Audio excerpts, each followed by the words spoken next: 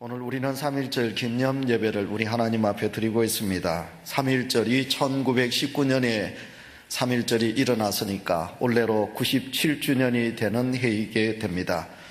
이제 3.1절의 세대는 거의 사망하고 안이 계시며, 또한 우리에게 이 3.1절 정신을 물려주었던 우리의 많은 선조들도 안타깝게도 이 세상에서 많이 떠나고 있습니다. 오늘 우리는 그 어르신들에 비하면 너무 행복한 세대들이 아니겠습니까?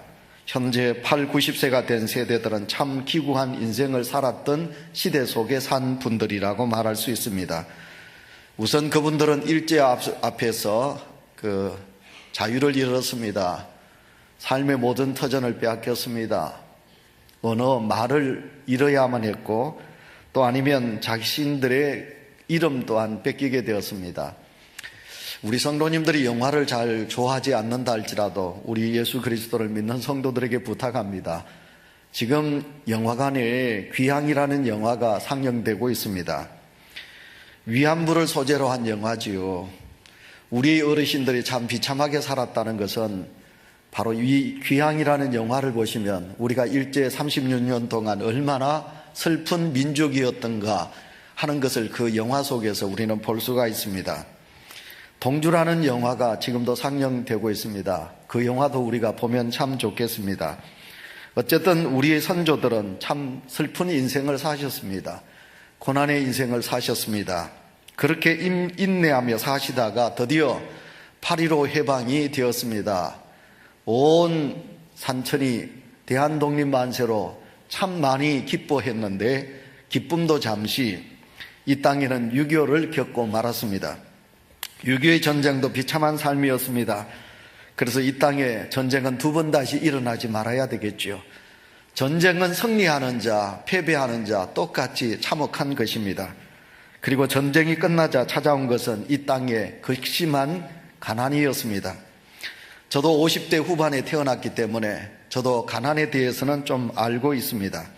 그때 이후 우리는 얼마나 배고픈 기간을 살아왔습니까? 우리 부모님은 이런 세대 속에 그렇게 사셨습니다. 그리고 이제는 평화도 안정되어 주어지고 이제는 먹고 살만 하니까 이분들이 지금 한 분, 두 분 이 세상을 떠나고 있는 것을 보게 됩니다. 그에 비하면 우리는 참 행복한 세대입니다. 너무 행복해서 행복이 무엇인지 분별하지도 못할 정도로 그렇게 살고 있는 것 같습니다. 오늘 젊은 세대들은 이 나라가 그런 과정을 거쳐서 오늘에 이르렀다는 것을 잘 모르기도 합니다. 그것을 모르니까 오늘 현재 살아가면서 조금만 부족한 것만 있으면 살기 힘든다고 하늘을 향하여, 지도자들을 향하여, 부모님들을 향하여, 많은 사람들을 향하여 원망과 불평 속에 살아가는 안타까운 시대가 오늘 이 땅의 시대라. 그래서 저는 어쩐지 간에 제가 목회하면서 우리 성도들에게 국가관을 좀 심고 싶습니다. 우리의 민족이 어떤 민족이요, 우리 역사 속에 얼마나 아픔과 힘든 일들이 있었는가. 그래서 저는 3.1절 기념예배, 6.25 기념예배, 광복절 기념예배 등 이 예배로 통해서 저희들은 우리 성도들과 특별히 다음 세대들, 우리 자손들에게 다시 한 번 더 이 민족의 사랑을 심고자 합니다.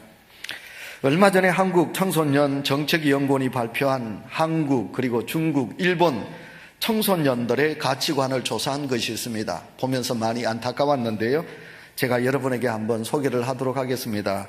삼국 청소년 2,000명에게 물었습니다. 다시 태어난다면 당신의 나라에서 태어나고 싶은가? 아니면 다른 나라에서 태어나기를 원하는가? 라고 물었더니 다른 나라에서 태어나기를 원한다고 답을 그러니까 우리나라 청소년은 59.9%, 약 60%가 되지요. 중국은 49.4%, 그러니까 50% 되지요. 일본은 38.8%가 다른 나라에서 태어나면 좋겠다, 이렇게 답을 했다고 합니다. 국가에 대한 만족도도 한국은 66.9%, 중국은 88.9%, 일본은 87.6%로 그렇게 답을 했다고 합니다. 이런 조사만 보더라도 우리 한국에 있는 젊은 청소년들이 국가관이 어떤 것인가 하는 것을 너무너무 잘 알고 있습니다. 우리나라는 결코 참 아름다운 나라가 아닙니까? 그러나 우리나라는 결코 역사에 있어서 그렇게 너무 좋은 날들만 있었던 것은 아닙니다. 우리는 한국을 가리켜서 반만년, 5천년의 역사를 가진 나라라 그렇게 말하잖아요. 근데 이 5천년의 역사 속에 여러분, 우리는 작은 전쟁은 치우고 큰 전쟁이 몇 번이나 있었느냐 하면 놀랍게도 700번 정도 전쟁이 있었다고 하지요. 그런데도 불구하고 우리나라는 망하지 않았습니다. 유구한 역사 속에 그래도 끈기 있게 이 나라가 지금 지탱하고 있는 것을 보게 됩니다. 그래서 세계 많은 역사학자들이 이 조선 대한민국은 참 불가사의한 나라다. 그렇게도 큰 대국 속에서, 열강 속에서 수없이 많은 전쟁이 있었는데도 망하지 아니하고 끝끝내 지키고 나와서 이렇게 경제대국을 이룬 이 대한민국을 보면서 세계 많은 사람들이 대단하다고 그렇게 칭찬하고 있는 것을 보게 됩니다. 그런가요? 반대로 우리나라는 어떤가요? 다른 나라를 쳤습니까? 다른 나라를 지배했습니까? 여러분, 우리나라는 참 아름다운 정신을 가지고 고운 마음을 가지고 있기 때문에 다른 나라를 치지 않았다라고 말할 수 있을지는 모르겠지만, 그러나 어떻게 보면 우리는 그렇게 가난했고 힘이 없는 나라였기 때문에 다른 나라를 침범하지 못했다라고 말할 수 있지만, 어쨌든 우리는 다른 나라를 치지 아니하고 우리만 많이 얻어맞으면서 지금까지 달려온 그런 나라라 말할 수 있겠습니다.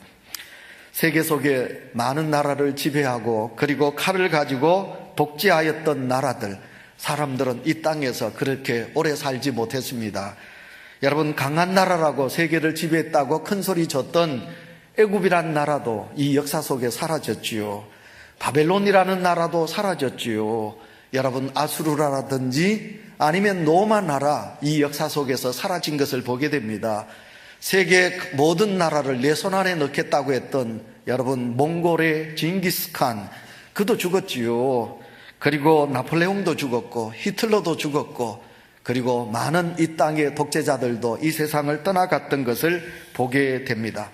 그런데 우리는 얻어맞으면서도 많이 전쟁으로 인하여 피 흘림이 있었어도 우리의 이 땅은 이 세상 속에서 건재하게 오늘까지 존재하고 있는 것입니다. 이 모든 것이 다 하나님의 섭리라. 우리는 그렇게 말씀드릴 수 있습니다. 여러분, 하나님의 섭리라.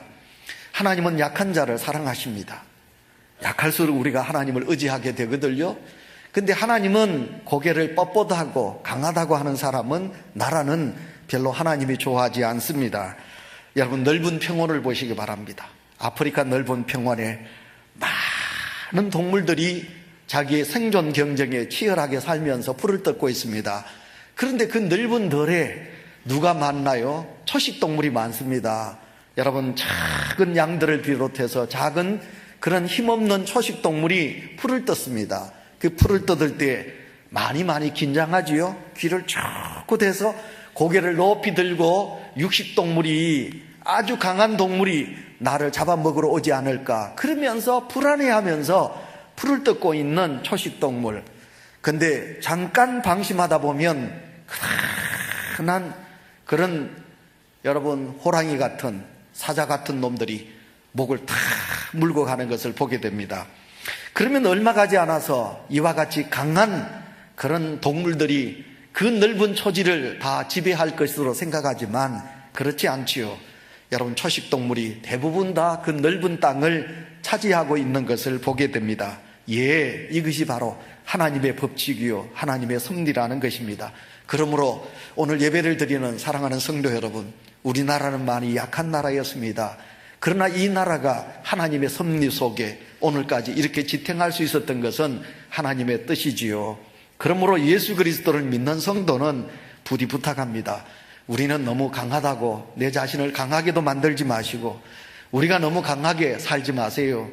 예를 든다면 너무너무 약삭빠르게도 살지도 마시고, 예수 믿는 성도가 너무 꾀를 부리지도 마시고, 요령도 피우지도 마시고, 또 그리고 너무 남들을 힘있게 지배하려고도 하지 마시고, 남을 치려고도 하지 마시고, 예수 그리스도를 믿는 사람은 서로 덕을 가지고 그리스도의 사랑을 가지고 서로 남을 낮게 여기면서 베푸는 믿음으로 살아가는 은혜가 우리 속에 있으시기를 축원합니다.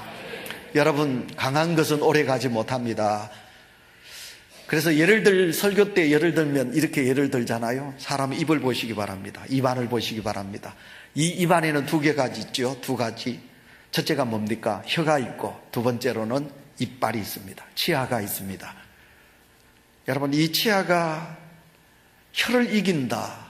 이긴다고 해서 죄송하지만, 그러나 여러분, 연세 많은 어르신들 털일을 하는 분들이 있습니다. 이 치아는 강한 거지만 오래 가지 못하고 이 치아가 빠지고 임플란트를 하게 되고 아니면 또 이빨을 빼게 됩니다. 그래서 털일을 하지요. 이빨은 강한데 빠지게 돼요. 그것이 오래 가지 못해요. 그런데 털일을 하는 성도님들은 계시는데, 그러면 혹시 여러분, 털일을 하시는 분이 이 세상에 있나요? 없습니다. 죽을 때까지 이 혀는 입속에서 건강하게 있는 것을 우리가 보게 됩니다. 이와 같이 우리 민족은 유약했지만, 그러나 하나님은 이 민족을 사랑하셨어요. 그래서 하나님은 이 민족을 서시기를 원하셨어요. 그래서 반만년의 역사 속에서도 하나님은 이 민족을 버리지 아니하시고 이 민족을 지켜주신 줄 믿습니다. 그럼에도 우리 민족은 오늘까지 유연하게 오늘도 살아오고 있습니다. 그때 이제 일본에게 우리나라가 먹히게 되었지요. 한일합방, 1910년도 한일합방이 있게 되어 드디어 우리 민족이 일본의 지배를 받게 되지요. 그때 함석헌 선생님이 이렇게 말했습니다. 일본이 힘이 있어 우리의 주권을 뺏고 이름도 뺏고 나라도 빼앗지만 그러나 우리의 정신은 뺏지 못한다. 그러면서 그들은 힘이 있어 우리를 오랫동안 지배할 줄 알았는데 어느 날 해방이 도적같이 이 땅에 왔다. 그래서 이 해방은 하나님이 주신 선물이다. 아멘. 6.25 승리나 해방의 기쁨은 우리가 힘이 있어서 일본을 대적했고, 그리고 우리가 힘이 있어서 여러분 저 김일성이를 이긴 것이 아니라 하나님이 주신 선물이라고 노래했습니다. 그때마다 우리 민족에 많은 지하교회 성도님들이 계셨습니다. 저 만주볼판에서 아니면 구석진 산골에서 지하교회에서 우리의 선조들은 힘이 없었어요. 그렇기 때문에 그 믿음의 성도들이 땅속에서 굴 속에 들어가서 하나님 이 민족을 불쌍히 여겨주시고 이 민족을 일본의 손에서 구원하여 주십시오. 전쟁으로 인하여 이 땅이 다 참혹하고 멸망당할 때 이 땅에 예수 그리스도를 믿는 우리의 선조들이 하나님 앞에 철야로 금식하면서 기도했지요. 그랬더니 하나님께서 이 민족의 기도를 받으셔서 이와 같은 은혜를 베풀어 주신 것입니다. 오늘 이 시대의 희망과 소망이 어디 있겠습니까? 그것은 교회가 아니겠습니까? 우리가 바라봐야 될 대상은 세상이 아니라 여호와 하나님이 아니시겠습니까? 힘들고 어려울 때마다 하나님의 교회가 하나님을 향하여 눈을 들고 나의 도움은 천지를 지으신 여호와 하나님께 있습니다 하는 이 믿음으로 나아갈 때 하나님은 오늘도 우리의 기도를 저버리지 아니하시고 우리에게 기쁨의 은혜를 허락해 주실 줄 믿습니다. 사랑하는 성도 여러분, 우리는 나라를 생각하며 이 나라를 지키기 위하여 애쓰고 수고한 우리의 선조들을 생각하셔야 합니다. 선배들을 생각하셔야 합니다. 그래서 여러분, 서울에 있는 국립묘지도 가보고 대전에 있는 국립묘지도 가보고 여러분 그곳에 한번 가보시기를 바랍니다. 이 땅을 지키다가 총알바지가 되고 이 땅을 지키다가 한 줌의 재가 되어 이 산천을 지키면서 산화되어서 묻혀있는 우리의 많은 연령들을 생각해 보시기 바랍니다. 우리는 가까이 부산이 있습니다. 이 부산에 유엔 묘지가 있습니다. 그들의 희생이 있었기 때문에 오늘 이 나라에 평화가 있는 것입니다. 미국 워싱턴에 가면 웰링턴 국립묘지가 있다고 그러지요. 그곳에 가면 여러분 그곳에 여러분 한국 땅 6.25 때 참전했던 용사들의 기념비가 있습니다. 그곳에 미국 땅에서 평안하게 미국 땅에서 좋은 직장에서 살 수 있는 이 젊은이들이 아무 연고도 없이 아는 사람도 없는 이 대한민국 전쟁에 와서 죽었다는 거예요. 얼마가 죽었느냐? 3,193명의 미국의 젊은이들의 죽음을 기념하면서 묘비가 있다는 것입니다.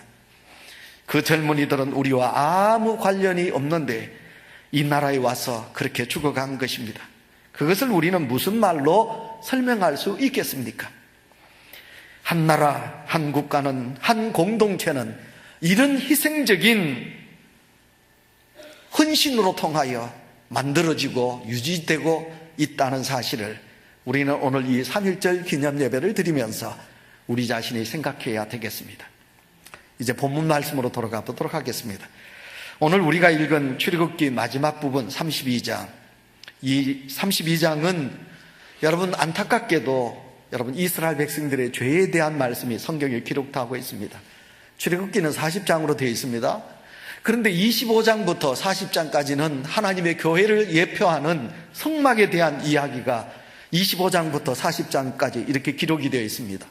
25장부터 40장까지 성막에 대한 이야기가 나오다가 갑자기 32장에 이스라엘 백성들이 하나님 앞에 참으로 큰 죄를 지은 내용의 말씀이 오늘 이 32장에 기록이 되어 있습니다. 오늘 우리는 이 이스라엘 백성들의 범죄에 대한 기록을 보면서 우리가 생각해 보셔야 합니다. 제가 여러분에게 말했습니다. 한 나라를 지키고 한 공동체를 지키기 위한 그것은 누군가의 희생이 있어야 된다고 제가 말씀을 드렸죠. 그렇다면 여러분 한 나라가 그리고 한 공동체가 고난을 당하는 것은 그것은 오늘도 우리가 하나님의 사람인데 하나님의 사람들이 하나님의 사람답게 살지 못하여 우리가 죄를 지으면 나라가 하나님께 나라 한 공동체가 고난을 당하게 된다는 거예요. 그러니까 오늘 이 32장에 나오는 이스라엘 백성들의 죄악을 보면서 오늘도 내 죄를 돌아보셔야 되고 오늘도 이 역사 속의 아픔이 왜 일어나고 있는가를 우리는 직시하면서 믿음의 사람들이 하나님 앞에 진정으로 바로 서야 된다는 것이지요. 여러분 오늘 32장에 보시면 모세가 시내산에 올라가지요. 시내산에 왜 갔습니까? 하나님을 만나러. 그 시내산에 갔더니 하나님께서 모세에게 무엇을 주십니까? 하나님을 잘 섬길 수 있도록 이스라엘 백성들과 하나님과 언약을 맺기 위해서 십계명을 주지요. 십계명을 받으러 모세가 시내산에 올라갔어요. 근데 시내산에 올라갔는데 그 기간이 길었어요. 얼마입니까? 40일이지요. 40일 동안 모세가 부재 중에 있었어요. 그랬더니 이스라엘 백성들이 모세가 없자 그들의 마음이 불안하게 된 겁니다. 불안한 그들이 이제 아론에게 찾아왔습니다. 우리 하나님을 보게 해달라. 우리 하나님을 볼 수 있는 하나님으로 만들게 해달라. 그래서 하나님을 만들자고 그랬어요. 그래서 백성들에게 금을 다 거두었어요. 금 내라고. 금부지 다 가져오라고. 그래서 그들이 애굽에서 나올 때 가지고 왔던 금부지를 아론에게 가지고 왔어요. 그 금을 녹였습니다. 그리고 금을 가지고 무엇을 만들었습니까? 금송아지를 만들었습니다. 금송아지를 탁 그들의 앞에 놓았습니다. 그랬을 때 이스라엘 백성들은 너도 나도 할 것 없이 그 금송아지가 우리를 이곳까지 인도했다. 그리고는 그 금송아지 앞에 제물을 쌓아놓고 그들이 절을 하고 춤을 추면서 야단법석을 띄운 겁니다. 모세가 하나님 앞에 십계명을 받아서 감격하면서 얼굴에 빛이 났다고 그러잖아요. 그 빛난 얼굴로 이제 내려옵니다. 내려와서 보니까 이 하나님의 백성들이 하나님이 제일 싫어하는 우상을 만들어 놓은 겁니다. 십계명이 뭡니까? 나 외에 다른 신을 섬기지 말라. 십계명이 뭡니까? 우상을 만들지 말고 거기 절하지 말라. 여러분 그 십계명이 무엇입니까? 내 이름을 망명되이 일컬지 말라.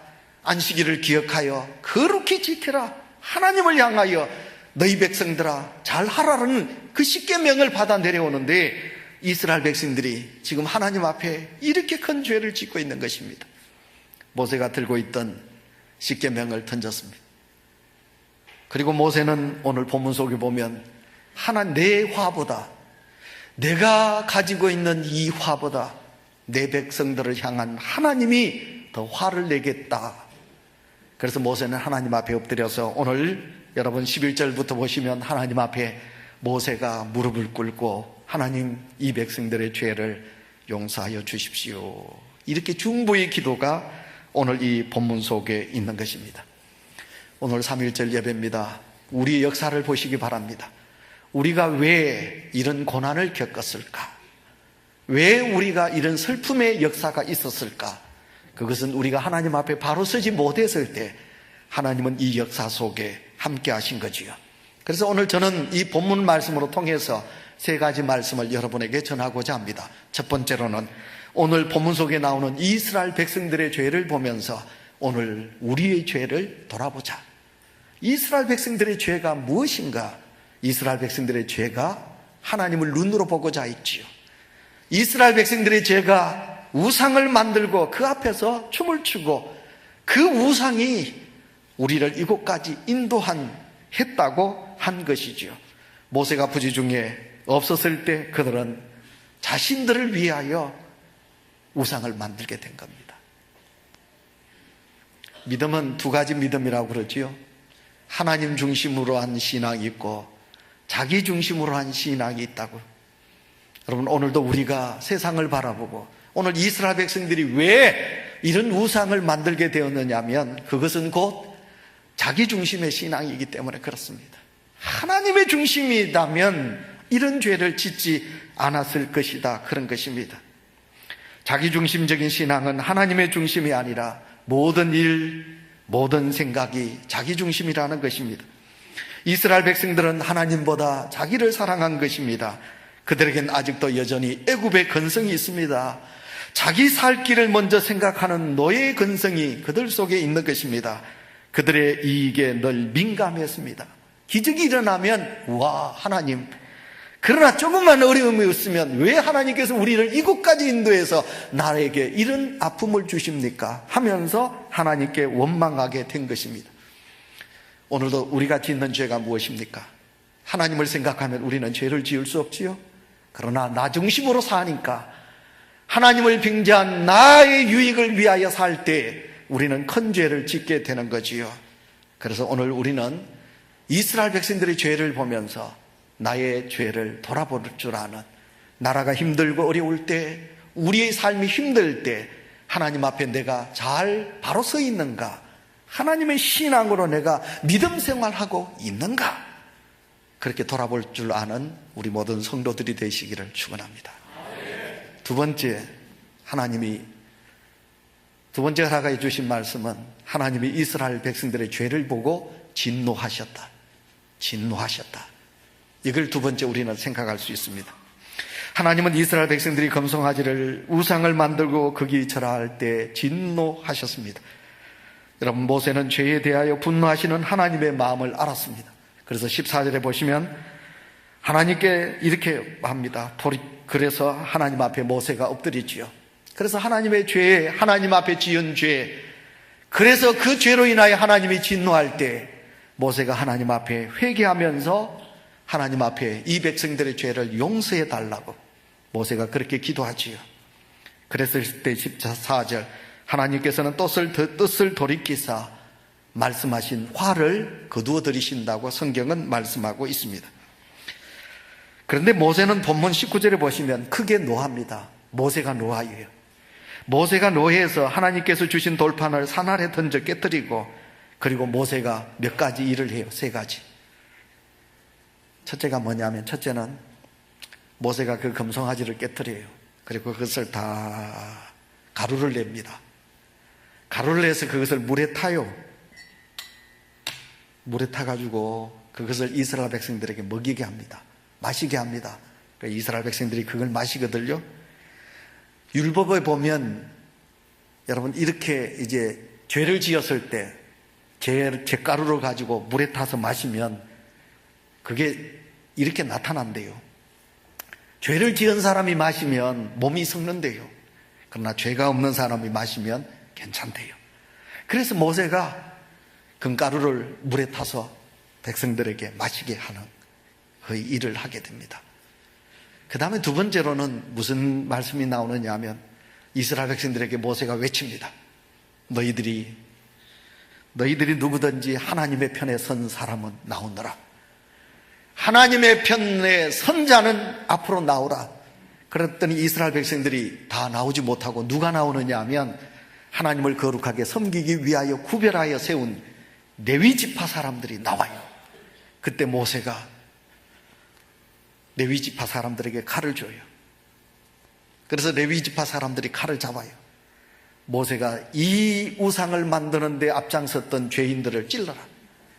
그래서 레위 지파 사람들이 이스라엘 백성들, 자기 백성을 찔러요. 그래서 그때 죽은 사람이 3,000명이 넘었더라. 성경은 그렇게 말합니다.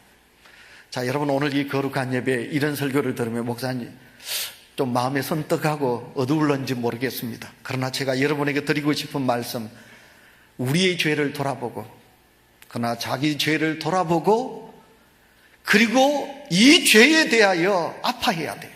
왜냐하면 우리 하나님은 우리의 죄과를 물으셔요. 하나님은 진노하시는 하나님이시에요. 하나님은 좋으신 하나님이십니다. 그러나 우리 하나님은 공의의 하나님이십니다.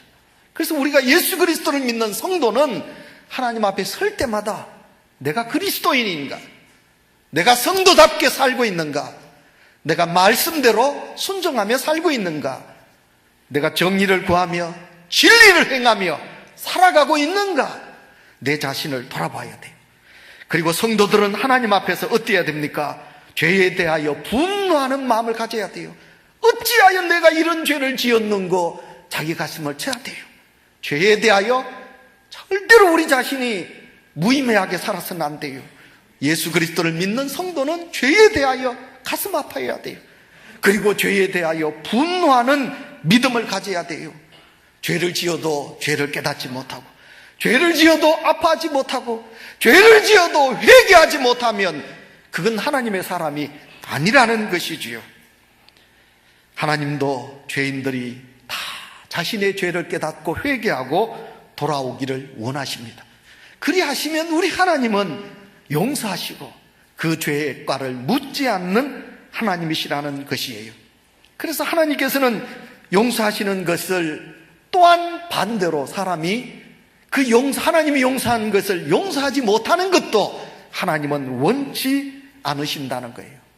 그래서 신학자들이 이렇게 말해요. 모세가 너무 진노하고 하나님은 용서하셨는데 모세가 너무 진노하고 그래서 모세가 그런 일을 행함으로 말미암아 모세를 가나안 땅에 들어가지 못하도록, 모세는 120살 동안 그는 아직 기력이 쇠하지 않았다고 그래요. 그러나 느보산에서, 비스가산에서 가나안 복지를 눈앞에 보고도 가지 못하고 그곳에서 죽었다고 말하고 있습니다. 그러므로 오늘도 우리는 하나님의 진노를 이 시대 속에서 바라볼 줄 아는 믿음의 성도가 되시기를 축원합니다. 이제 제일 중요한 말씀인데, 세 번째, 모세는 하나님 앞에 기도하지요. 여러분, 무슨 기도를 하느냐 하면 이 백성들의 죄를 오늘 10절부터 보시면, 11절부터 보시면 이제 백성들에게 죄를 용서해 달라고 기도하는 내용이 나옵니다. 여러분, 특별히 여러분 31절, 32절 우리 두 구절 우리 찾으셔서 넘기셔서 다 같이 읽도록 하겠습니다. 31절, 32절 있습니다. 시작. 모세가 여호와께로 다시 나가 여짜오되 슬프도소이다. 이 백성들이 자기들을 위하여 금신을 만들어 싸우니 큰 죄를 범하였나이다. 그러나 이제 그들의 죄를 사하시옵소서. 그렇지 아니하시오면 원하건대 주께서 기록하신 책에서 내 이름을 지워버려 주옵소서. 아멘. 모세는 이스라엘 백성들을 하나님 앞에 용서함을 구하기 위하여 중보의 기도를 드리고 있는 것을 보게 됩니다. 여러분, 중보의 기도는 기독교인들이 가지는 특권올시다. 하나님께서는 모세의 기도를 들으시고 이스라엘 백성들을 용서해 주시는 하나님의 역사를 보게 됩니다. 하나님은 아브라함을 부르실 때 복을 주신다고 하셨습니다. 내가 너를 복의 근원으로 삼겠다, 그렇게 하셨습니다. 아브라함으로 통하여 복의 근원이 되게 하셨다. 아브라함으로 통하여 복의 근원의 축복의 통로가 되게 하여 주셨다라고 성경은 우리에게 말씀하고 있습니다. 그래서 아브라함은 롯을 위하여 중보의 기도를 드리고 있게 되지요. 오늘 이 본문 속에 모세가 하나님 앞에 중보의 기도를 드립니다. 이 백성들의 죄를 사하여 주시옵소서. 여러분, 이 기도가 얼마나 대단합니까? 32절을 보니까 이 백성들의 죄를 용서하지 아니하시면 하나님의 생명의 책에서 내 이름을 지하여 달라. 자기의 영혼을, 영원히 살 수 있는 영혼을 소멸하기까지 하나님의 백성들을 살리기를 원하는 모세의 위대한 기도가 오늘 이 본문 속에 있는 것을 보게 됩니다. 말씀을 맺으면서 오늘 우리 그리스도인들에게도 이 기도가 필요합니다. 오늘 그리스도인들이 나만 잘 살고 잘 먹겠다고 골몰하는 것은 직무유기의 삶이라고 말할 수 있습니다. 우리 그리스도인들은 이 시대를 살면서 나라를 걱정해야 합니다. 공동체를 걱정해야 합니다. 그래서 우리는 이 나라를 위하여 모세와 같이 중보의 기도자가 되셔야 합니다. 우리 온유교회를 위하여 여러분들이 하나님 앞에 무릎을 꿇을 수 있는 믿음의 중보의 기도자가 되시기를 축원합니다. 우리는 앞으로 많이 살면 30년 아니면 40년, 50년을 살면 이 땅에서 소멸되는 사람들이 이 자리에 대부분 계십니다. 그러나 우리는 이 땅을 떠나지만 이 대한민국, 이 나라는 소멸되지 말아야 합니다. 영원한 나라로 존재해야 됩니다. 왜냐하면 우리 아들, 딸들, 우리의 손자, 손녀들이 이 땅에서 행복하게 살아야 하기 때문에 그렇습니다. 그러므로 사랑하는 성도 여러분, 이 나라는 지금까지 700번의 많은 큰 전쟁 속에서도 하나님은 이 나라를 지켜주셨고 막아주셨습니다. 일제로부터 하마터면 합병될 뻔했던 나라 아닙니까? 6.25로 말미암아 우리나라가 멸망받을 뻔했던 나라가 아닙니까? 그런데도 하나님은 이 나라를 막아주셨고 지켜주셨습니다. 왜 그런지 압니까? 하나님의 나라와 의를 이루게 하시기 위해서입니다. 보십시오. 세계에서 우리나라가 지금 가장 많은 선교사를 파송하고 있습니다.